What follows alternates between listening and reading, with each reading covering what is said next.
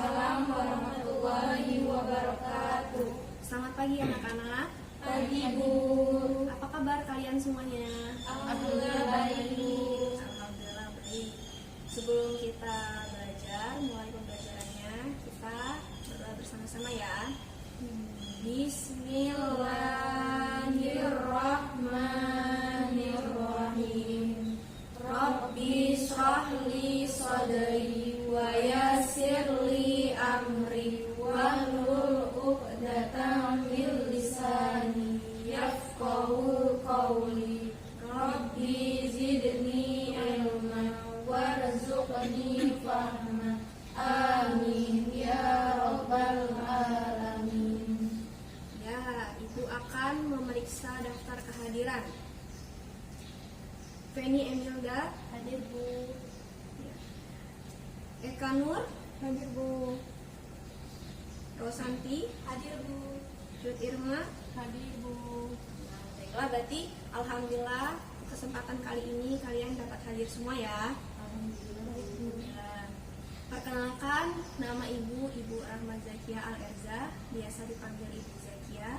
Kali ini kita akan belajar bersama-sama mengenai sejarah kebudayaan Islam. Apa materi kita kali ini? Sejarah kebudayaan Islam.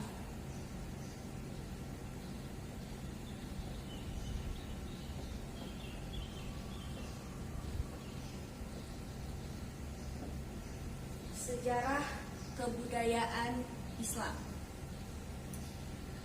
Di sini ada yang sudah tahu apa itu faktor-faktor sebabnya kemunduran Islam?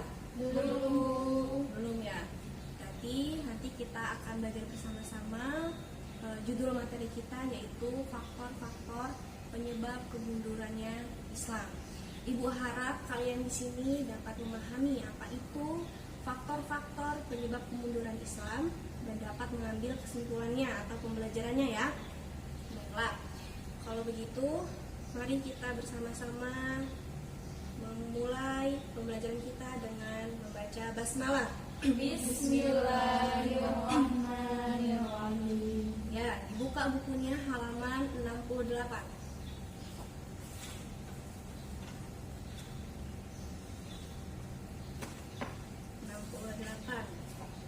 Di situ tertulis faktor-faktor penyebab kemunduran Islam. Jadi di Granada itu ada namanya Istana Alhambra. Nah, Istana Alhambra ini istana yang arsitekturnya terkenal mewah dan terkenal megah sehingga terlihat sangat indah.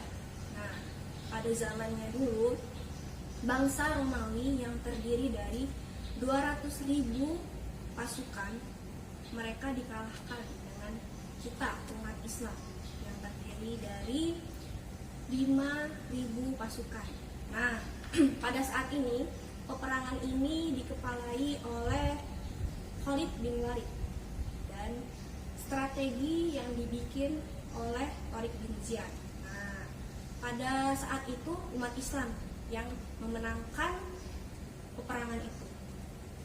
Tetapi dengan adanya beberapa faktor sehingga umat Islam itu menyebabkan kemundurannya. Nah, apa aja kemunduran atau faktor-faktornya? Kali ini kita akan membahas bersama-sama ya. Ya.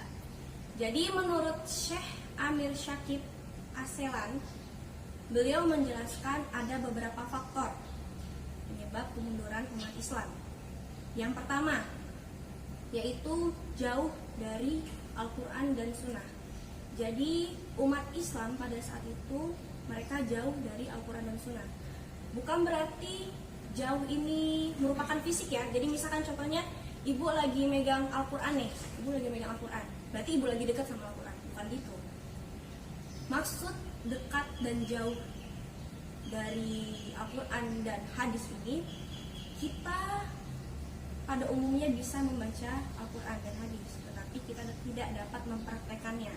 Nah, ini yang dimaksud dengan jauh dari Al-Quran dan Sunnah.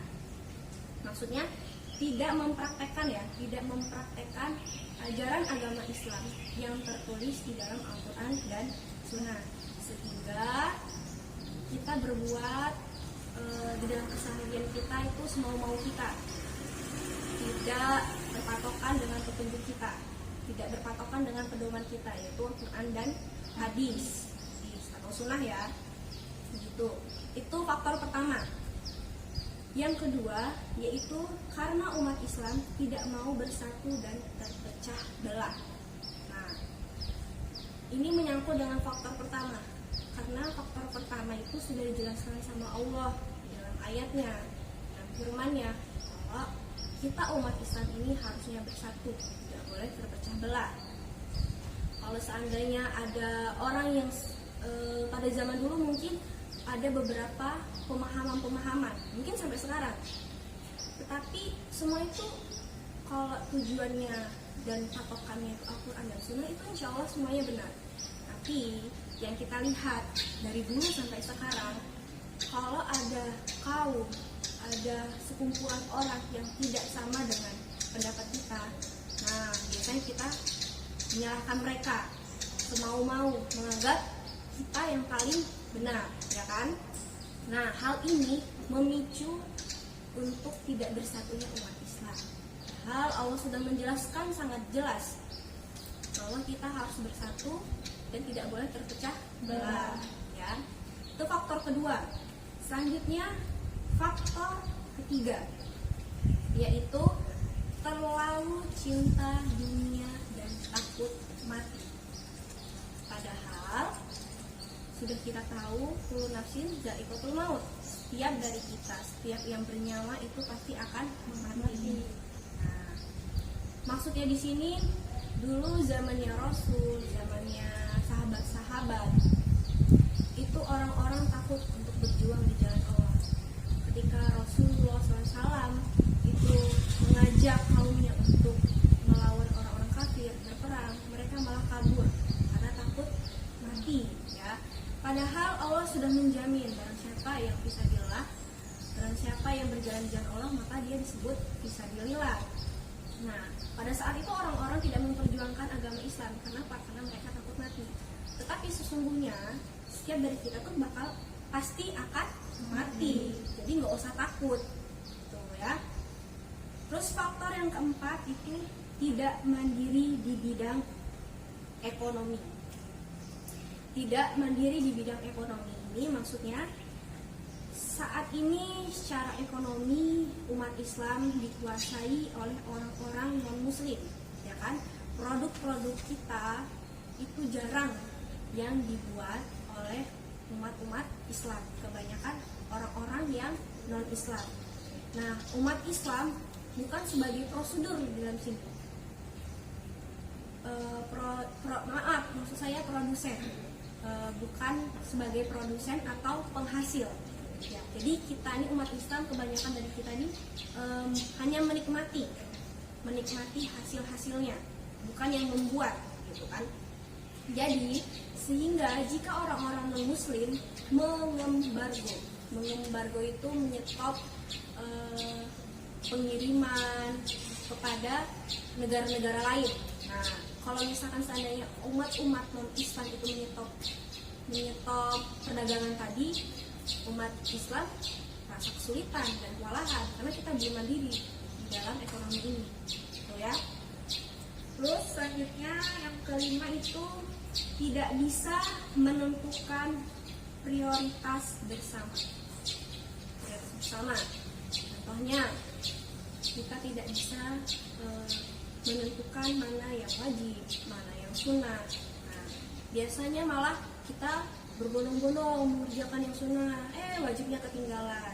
Seharusnya kita mengerjakan wajib dulu. Kalau wajibnya sudah istiqomah dan rajin, baru diiringi dengan sunnah-sunnah lainnya. Contohnya sholat fardu yang 5 ini, subuh, zuhur, asar, maghrib, isya. Kelima sholat ini wajib kita kerjakan. Tetapi kebanyakan dari kita wajibnya masih bolong-bolong, masih telat-telat. Nah, tapi kita malah bersungguh-sungguh di dalam sunnah. Sholat duha atau puasa sunnah nanti dulu. Yang seperti itu nanti dulu.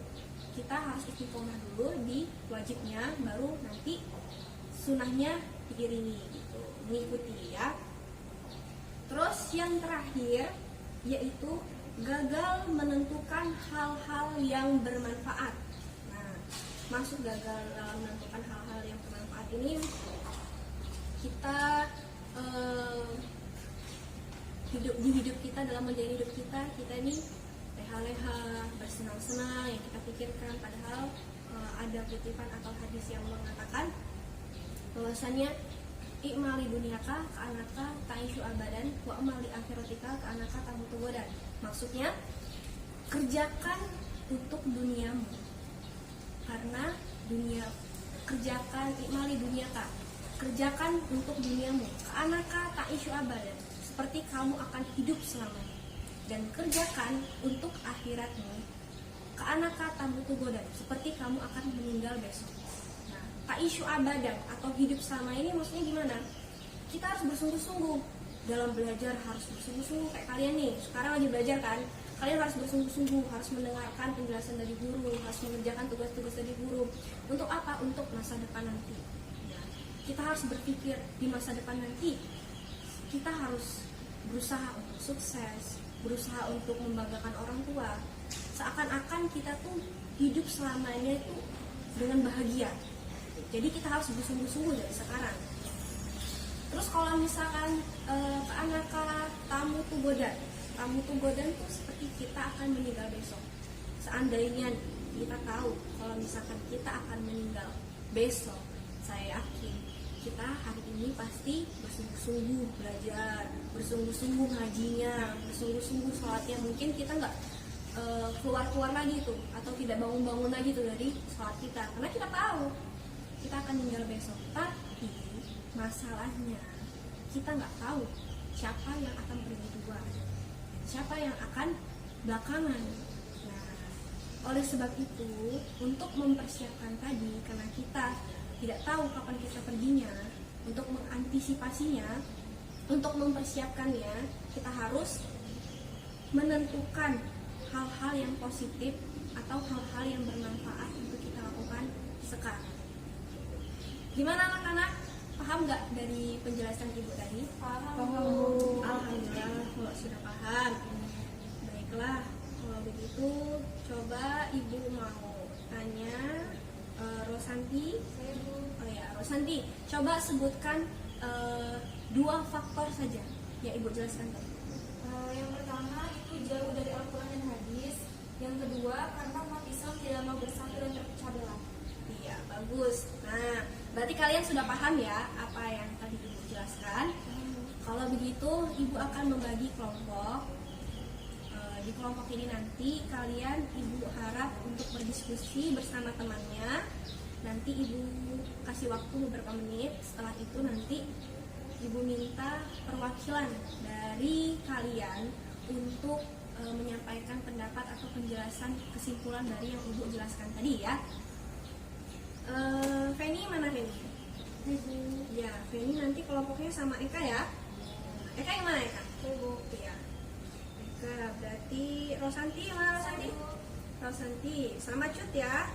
Cut yang mana Cut? Nah, ya nanti diskusi ya setelah ini ya. Ibu persilakan untuk berdiskusi.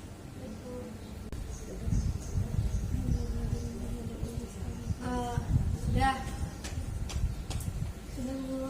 Nah, kalau begitu kelompok pertama, siapa yang ingin menyampaikan pendapat? Ya, sebutkan beberapa faktor dari tentunya Islam. Ayo. Yang pertama, faktor yang menyebabkan runtuhnya Islam itu yang pertama jauh dari Al-Quran dan hadis. Yang kedua itu karena umat Islam tidak mau bersatu dan terpecah belah. Yang ketiga itu terlalu cinta dunia dan takut mati. iya, terima kasih, sudah bagus sekali. Tepuk tangan untuk temannya. Selanjutnya kelompok 2, siapa yang ingin menyampaikan? Iya, lanjutkan. Yang selanjutnya tidak mandiri di bidang ekonomi. Terus yang selanjutnya tidak bisa menentukan prioritas bersama. selanjutnya gagal menentukan hal yang bermanfaat. Iya, terima kasih, tepuk tangan. Alhamdulillah, berarti semuanya sudah paham ya. Jadi intinya dari materi kita, penyebab runtuhnya kemunduran Islam, faktor-faktor penyebab kemunduran Islam ini ada 6. Yang pertama apa tadi? Jauhnya dari Al-Quran dan Sunnah. Nah, boleh. Terus yang kedua, karena umat Islam Tidak mau bersatu dan berpecah belah. Terus yang ketiga, terlalu cinta damai dan takut mati. Yang keempat, tidak mandiri di bidang ekonomi. Yang kelima, tidak bisa menentukan prioritas bersama. Yang terakhir, gagal menentukan hal yang bermanfaat. Alhamdulillah, berarti sudah paham semua. Semoga materi kita pada pertemuan kali ini dapat bermanfaat ya. Amin.